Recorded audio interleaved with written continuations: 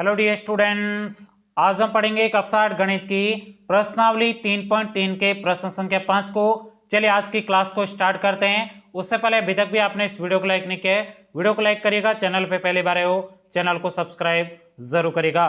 तो देखिएगा प्रश्न संख्या 5 में कहा जा रहा है किसी समांतर चतुर्भुज के दो आसन कोणों का अनुपात 3:2 है। समांतर चतुर्भुज के सभी कोणों की माप ज्ञात कीजिए। देखिएगा साथियों, सबसे पहले प्रश्न में जो आपको दिया गया होता है उसका सिंपल तरीके से आपको डायग्राम बनाना होता है। डायग्राम का मतलब आपको चित्र बनाना होता है। यहाँ पे देखिए समांतर चतुर्भुज की बात की जा रही है, तो सबसे पहले आपको समांतर चतुर्भुज का डायग्राम बना देना है। तो यहाँ पर हम समांतर चतुर्भुज का डायग्राम बना देते हैं।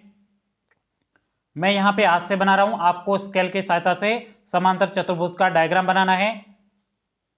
अब इसका नामकरण कर देते हैं ए, बी, सी और ये आपके डी बिंदु हो जाएगा। अब देखिएगा प्रश्न में आपको कहा जा रहा है किसी समांतर चतुर्भुज के दो आसन कोणों का अनुपात आपको दे रखा है। अनुपात कितना दे रखा है? 3:2 दे रखा है। अब आपको अनुपात को कोण में कैसे बदलना है? कोण में बदलने के लिए यहां पर आपको 3 का गुणा x से करना है, 3x हो जाएगा, और 2 का गुणा भी आपको x से करना है, तो ये आपके 2x हो जाएगा। इस प्रकार से आपको कोण में बना देना है। बना दोगे कोण, तो यहां पर आपने प्रश्न में आपको नहीं दे रखा था कोण, यहाँ पे आपको अनुपात दे रखा था और आपने यहाँ पे माना है कि 3x और 2x क्या है? कोण है। तो यही बात आपको यहाँ पर लिख देनी है। तो यहाँ पे हम लिखेंगे हल, यहाँ पे लिखेंगे माना समांतर चतुर्भुज के दो आसन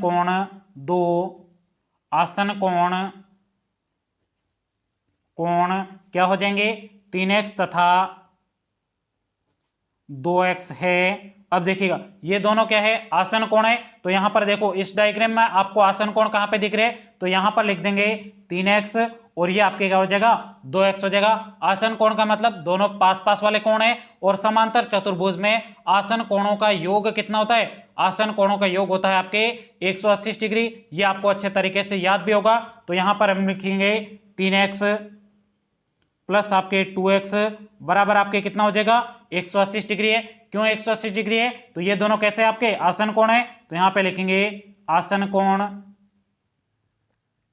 अब यहां पे इसको आगे आपको सोल्व करना है। 3x और 2x को जोड़ेंगे कितना हो जाएगा? ये आपके 5s हो जाएगा, बराबर आपको 180 डिग्री दिए गए। अब x के गुणा में 5 है, पक्षांतर करेंगे तो ये आपके भाग में चला जाएगा। तो यहां पर हो जाएगा x बराबर 180 डिग्री बटे आपके 5 हो जाएगा। अब यहां पे आपको क्या करना है? 5 का भाग देना है 180 में। दीजिएगा भाग। तो सबसे पहले 18 में 5 का भाग 3 बार जाएगा, उसके बाद में शेष आपके 3 बचेंगे, तो यहाँ पर 30 हो जाएगा।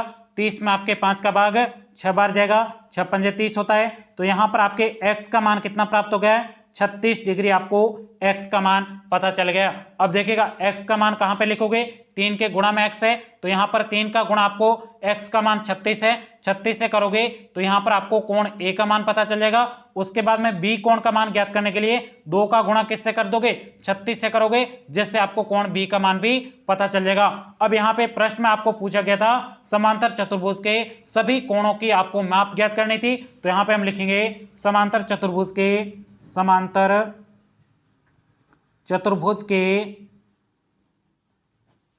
सभी कोणों की माप। अब